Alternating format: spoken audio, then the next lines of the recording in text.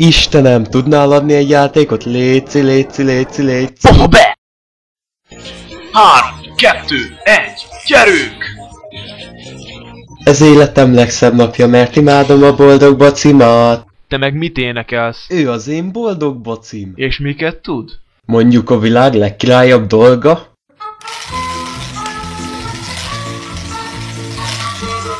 Hát ez hülyeség.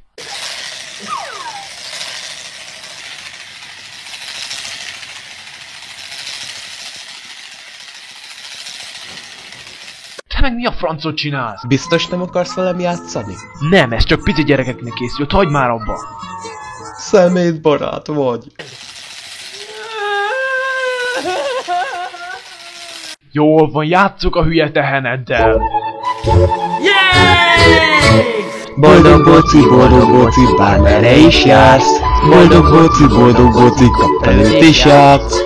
Boldog boci, ebből nem elég. Boldog boci, még.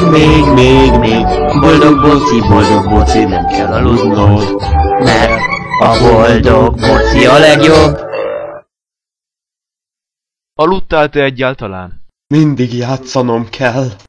Boldog boci, soha nem hagy el. Boldog boci, csak játszanod kell.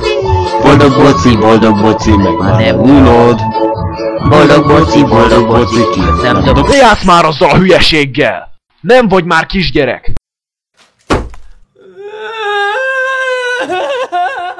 Boldog boci,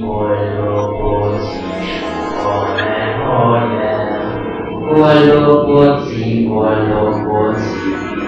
játszanod kell.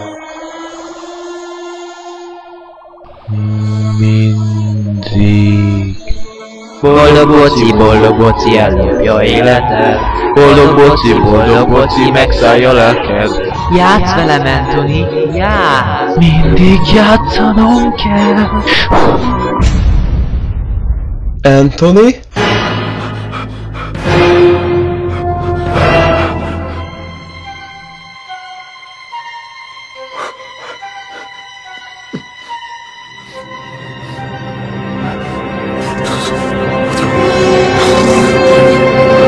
Játszatok?